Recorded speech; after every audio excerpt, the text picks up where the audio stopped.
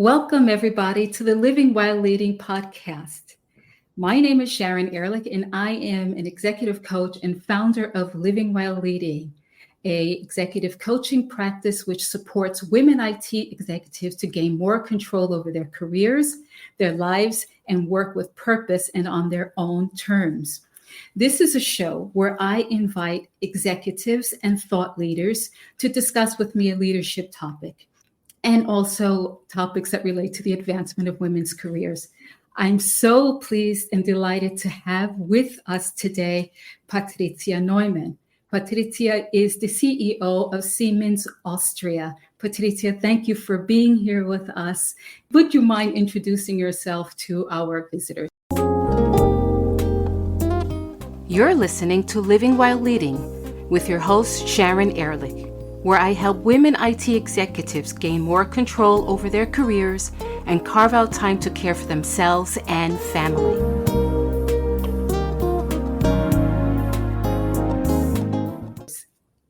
So thank you very much, Sharon, for having me, and thanks for the opportunity here to talk to you about many, many important things. I grew up in Vienna, and that's where I also currently live, but I've worked many, many years also outside the country, Austria, for the IT industry. And as you said, yes, since a year now, I'm the head of Siemens in Austria, which is a very, very exciting role.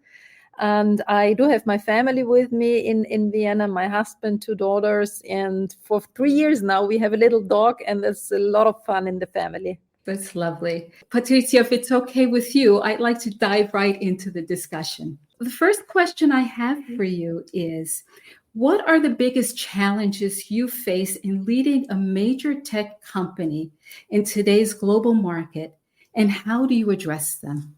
Yeah, very important and broad question. So first of all, tech is one of my passions and was always part of my career.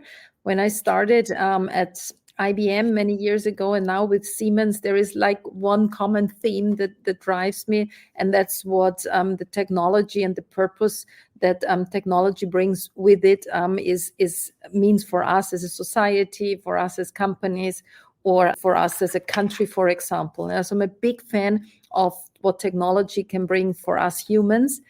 And when working in the technology environment, or now being in a leading position, I think that is one of the most important cornerstones to understand why technology matters and why we as leaders, or we as people that are also using technology, can benefit from it. And I think that is somehow the foundation and the basis when you work in the environment. And then when it comes to leadership, I think what is very helpful is also to understand a bit about technology. And as I said, right, the purpose, what you can achieve for when applying technology. I think that is somehow the guiding principle that helps us to become also good leaders in that environment. You mentioned that you had a very long career at IBM. I'd like to ask you, how do you continue to grow and evolve as a leader? You've reached the pinnacle of success, but I would imagine that there is opportunity for some additional growth. So how do you manage that?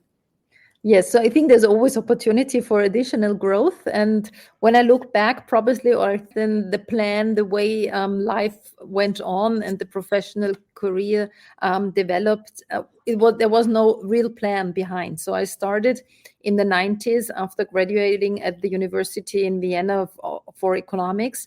So I did not study technology or a technical university, but I studied economics, and then I joined IBM in the 90s. And that's where I learned how important, how fundamental technology always was and will be.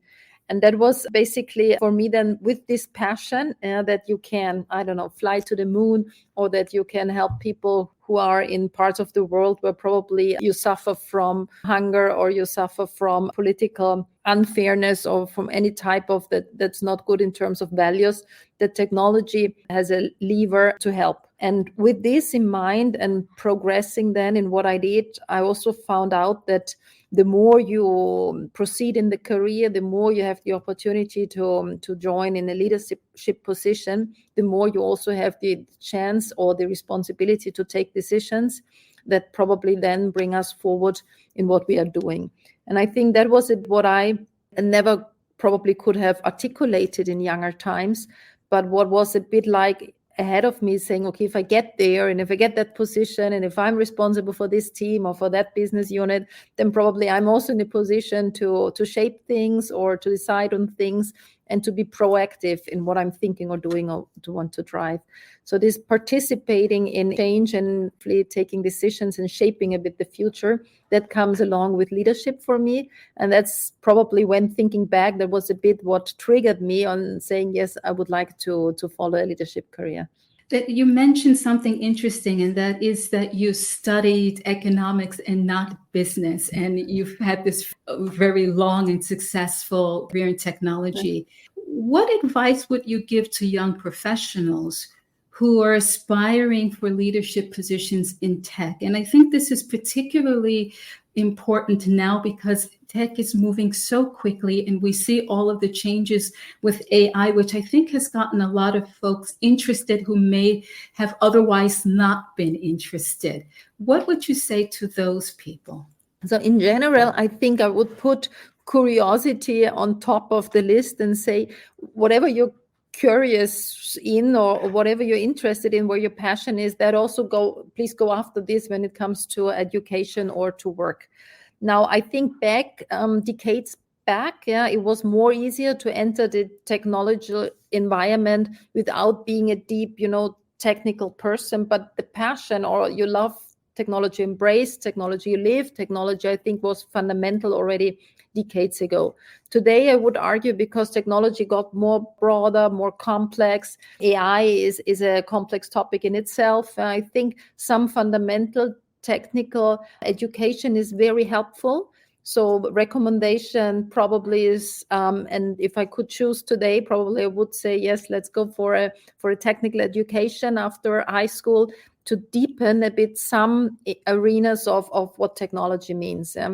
And this understanding then, what does it mean? How is it being developed? What does it mean if innovation cycles accelerate? What does it mean that today probably we can't predict what the technology in 5 years will be in terms of leading technology, because the cycles became shorter and shorter. So I think that understanding with a bit of technological education is something I would recommend. At the same time, as I said in the beginning, technology has a certain purpose. It drives a business model. It helps us in the society. So I think equally important is to understand we are not applying technology for the purpose of, but what does it mean? Where is the real purpose in digitization? What is really the purpose if we want to apply artificial intelligence, for example? And that comes then to understand what does society need? What do we need as humans? What does a company or a business model require? So both understanding, I think, are very important, not just the technical side, but also the business side. And you mentioned something interesting. You talked about curiosity and passion. And there is an intersection point, right? Because you can love technology or be interested or curious about technology, and also be interested about how technology impacts farming or impacts fashion, right? So there are so many intersection points, and having a career in technology doesn't necessarily mean that you're working for, a large tech concern selling software licenses. It could mean lots of different things. Absolutely. And farming is a great example. So, for example, I don't know if you heard about vertical farming. So where farming doesn't take place horizontally, but you try to use the vertical space in areas where probably in parts of the world where there is not a lot of space, how can you, with the help of technology, do vertical farming in terms of to produce things to eat or to drink. So I think that is a huge innovative space as well. I'd like to ask you a question that I hope you don't think it's a tough one, but we'll see. The tech industry is often criticized for lagging in gender diversity, especially in leadership roles. And not only gender diversity, but also the diversity of the representation of underrepresented people from different identity groups. How are you challenging this status quo within Siemens Austria? I think it is not a difficult question, but the answers are then difficult, because to really live through diversity and inclusion, I think, is very, very hard. The environment we all act in is more transparent, is getting more complex, is changing faster, challenges are not just the single cosmos you work in. Challenges, as we can, if you look the newspaper, are coming from a geopolitical scale. So I think the dimensions when it comes to diversity and inclusion are broader. So what we try is really to give people the same opportunity on the one hand side, but also tools that make it then truly equal for people to achieve what they want. So I like very much, I don't know if you know the picture with the two apple trees, and you give two people a ladder to get to the apples. But if one of those two, it probably is not as tall as the other, then the right thing would be to give the person that is not as tall as the other a ladder that is a bit taller, in terms to have really equal opportunity to grab the apples from the tree. And that's Right. a bit the picture I have in mind. It's not just, look, there is the same opportunity for you, but also to be very mindfulness or cautious. Do people have also the tools you need on top, not just to the opportunity itself, to also leverage on the opportunity? Right. We had another example. Yesterday we talked about, in a different context, about language, for example. So language, some people are native speaker when it comes to English, others not, and how you make sure that everyone has the same airtime to speak, the same time, and gets across the message equally. And when it comes to language, for example, it's not so easy, because for us, for example, English, if it's not our native language, then you have to express yourself probably differently than from others. So here it's really important to listen to content, to make sure people have understood what was told. And so there are many, many dimensions we work on. In general, we want to do it also a lot of bottom up. The people organize themselves, they carry with the passion on diversity inclusion, rather to say this is a top-down thing. Of course, it's important that we sponsor, we live what we say, so we walk the talk. But I like very much also that bottom-up things evolve and are then being deployed by the teams. Thank you for sharing that. You said a few things which I really want to highlight. The vision that you created of equity versus equality is such an important one, because the naysayers will always say, well, yeah, everyone has the same opportunity. But the fact of the matter is, the barriers to getting to the starting point may be a lot different depending on what your background is, either, from a socioeconomic background, or from your gender, or from your identity group. And the other thing that you mentioned, which I think is really essential, is diversity and inclusion and belonging as a tick box exercise usually doesn't work. And you need to have it balanced in two different ways. Obviously, you need to have an organization which is committed to fairness and equity in the workplace, but you need some grassroots activity to take place, because it's clear what's happening in Austria is a lot different than what's probably happening in Siemens in the United States, right? And so the needs are completely different, which means that people have to react differently depending on the geography. I'd like to talk a little bit about failure. It's very easy for us as we reach, the heights of our careers to talk about all of the successes, and for people to focus purely on the success. But obviously, failure can be a very great teacher. Are you willing to share a significant failure or setback in your leadership journey and the lessons it taught you about leading in a high-stakes globalized world? So I think learning from failures is very important. It's not that we want to do failures, obviously, but I think we want to learn out of it. So I think that is very important, and that's also why it's important to talk about. So I was thinking, if there is one big single failure I could remember, and actually, so the big thing I probably do not remember, but what I do remember is that there were many situations where failure took place, and where I had a big learning curve out of it. So, for example, I figured out pretty late in work in a big company, how do you get your opinion, your proposals across, so that you find a lot of people that say, wow, that's a great idea, and we want to follow this, and we want to take a decision on something. And I remember very well when I was in a big meeting and I was proposing something, and the people were looking to me, all good colleagues that for years, and hardly anyone said, wow, it's a great idea.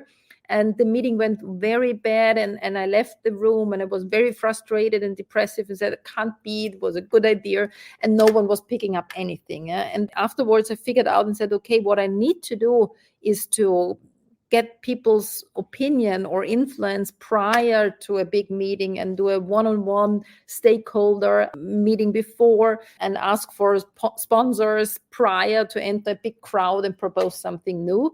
For me, learning that it's too naive to think if you come with something obvious good that obviously everyone would agree. That's not reality, because people don't want to be without having enough information, being pushed to decide probably when there was not enough time to go into details and all these things. So that was a lesson I learned pretty late in my career. And then afterwards applying now and say, if I want to achieve something, it's much better to do one-on-ones, and then before or when entering the big boardroom, for example, and proposing something, you know already who's your sponsor, who is with you.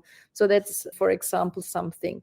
Another thing, Sharon, was when I remember very well in the period of COVID and Corona, I was running the country organization for IBM. I remember that I communicated, and I thought communication I did is enough. And looking backwards, I figured out it was not enough. So thinking about how many times you need to communicate what is a difficult question, because some people think we are over communicating, others think it's not enough. So on the communication side, I think I'm still learning what is the right thing to do, that you achieve really and get the messages across you want to, and that people also understand and hear what we want to communicate. So that's also a big area where I got feedback from different arenas, and I'm still learning here, because also communication in a world that has so many topics and everyone has so many things to solve at the same time has changed, in my opinion, over the last years.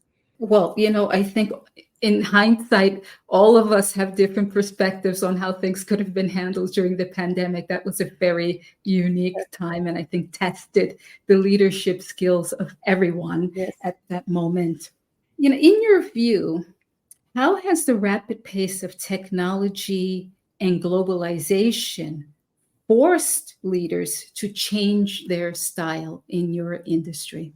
So I think technology has had a big change, first of all, in how information is being shared. So where leaders prior to the digital world probably had their knowledge and knew what their competence was, and a certain power was attached to, something that probably others would not know, and that makes you strong as a leader, and that makes you powerful. And I think thanks to technology and thanks to digitization and thanks to that we are all have access to data much more easily, that power somehow that probably was perceived as my personal power because I knew something my colleague would not know, that went away. And I think that's a huge advantage, because it's so important as leaders in the same company, for example, that we share very, very transparent data and information, because at the end, it's not about the individual that has certain powers. And that's why I believe I'm more powerful, more successful, and more right, so to speak. I think it's much more important that the common goal we share as leaders in the company, that is being achieved, and that requires transparency on data and information. And that is thanks to technology and digitization really took place. And I think that's a huge advantage also for becoming the more productive, faster in what we are doing, more knowledgeable when we take decisions. And then you mentioned globalization. So I think globalization for many, many years was driving our commercial success as a country or as a company. Now with the things that are happening, and you mentioned COVID before, or with the geopolitical situation, more and more the local strength are a bit coming back. And I think at the moment we talk about both things. So it requires globalization, but it requires also that we are strong locally and independent to a certain extent, and that we don't make ourselves dependent from one big, rather than having less dependency on one thing, but more spread. So I think that is at the moment something where we learn how important it is to act globally, but at the same time act also locally.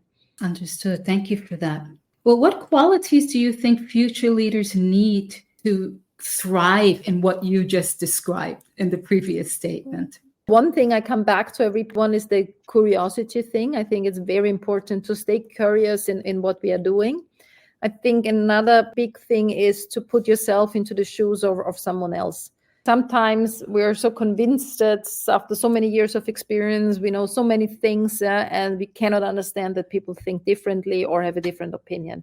I think it's very important, no matter how experienced we consider ourselves, that we step back a second, that we put ourselves into the shoes of our vis-a-vis, and then learn and understand much better where challenges are or how we can help people. So I think that is very important. The third thing I think is that as a leader, there is not this one-to-one relationship anymore. This is me and this is my team, and that's hierarchically organized. So I think that's history. The way we do business, the way we live leadership or teamwork in an organization is much more, and I use the word now, I know it has been used a lot, it's much more agile. So I think we need to define ourselves more about what we do in terms of, do we walk the talk, rather than this is the organization or this is the one-on-one relation I do have with someone.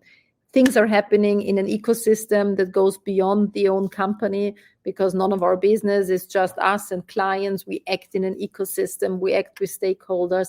Whatever we are doing, we're acting with, for example, research and development. We are acting with the political representatives in the world. So I think this thinking open in an ecosystem, that we're all together driving for, let's say, for example, sustainability. It's not just a Siemens or IBM or a client thing. It's us that we want to put forward. So the curiosity I would really put on top, putting yourself into the shoes of the other, and then think broader in us together driving for a goal. I'm sure you've read a lot of the headlines that talk about how the younger generations have sort of want to reimagine the way work happens. So, you and I are probably the same age. I might be a bit older, where we used to work 16 hours a day, and we worked on the weekends and all of that stuff.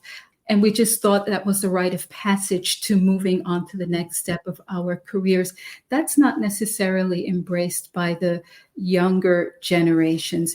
Do you have any thoughts or wisdom that you'd like to share on that particular topic? Because it is one that's top of mind for a lot of leaders. First of all, I think it's a privilege if you find purpose in what you're doing. I think that is not always easy in all job roles do exist, but I think if you like what you're doing, it's part of your passion, you find purpose in what you're doing in work. I think that's one of the fundamental bases. I don't know if it's right to work a number of certain hours in a week or, from a certain time during the day or during the night. I think thanks to technology, we became all much more flexible in what we are doing, which is great. So let's leverage the flexibility we have. And it's great, Sharon. We talk as if we were in the same room, but we are not. Yeah. So that's also a very nice example.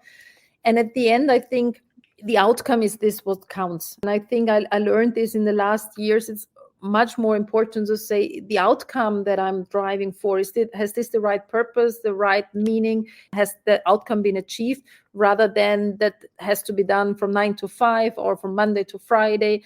That's less important. I think thanks to data, it's easier to say, okay, that is the outcome there, what we want to go for. And then that's already a great success if the young generation or the next generation says, yes, it's meaningful, there is a purpose, and I'm driving for outcome. And the word purpose sort of stays in my ears, because when I opened up this podcast, I said I work with women leaders who are trying to find purpose in what it is that they're doing. And so this is not only a topic that's top of mind for the young generation, but also for people who have made it to the top and are really just starting to examine the landscape of everything, of their lives, of their work, and the interplay of that. I always like to challenge people on this notion of work-life balance, because it's all your life, right? And you're not pitting your work against your life. It's your life. And you have to make strategic decisions about how you're going to manage it. And that happens no matter which generation you are. Mm-hmm. In the context of your career, Patricia, what advice would you give to your younger self?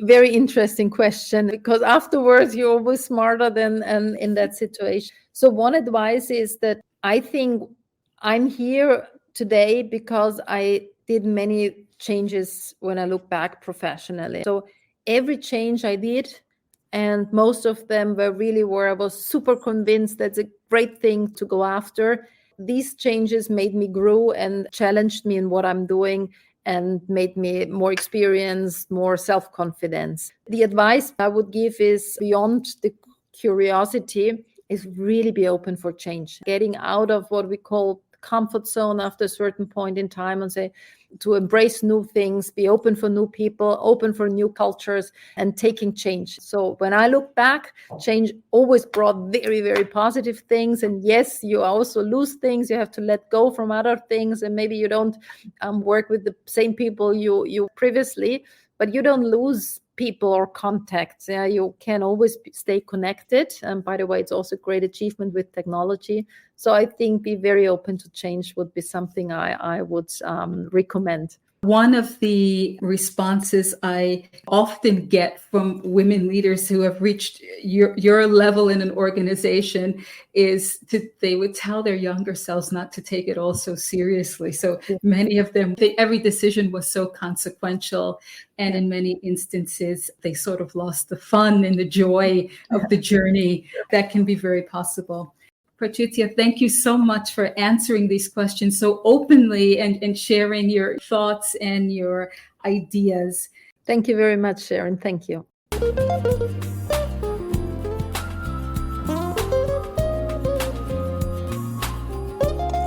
Thanks for listening today. This is your time. Give yourself permission to reclaim what's important to you and be who you want to be. If you're getting value from this podcast, please subscribe, share it, or write a review. And connect with me on livingwhileleading.com or on LinkedIn. And don't forget to tune in next week.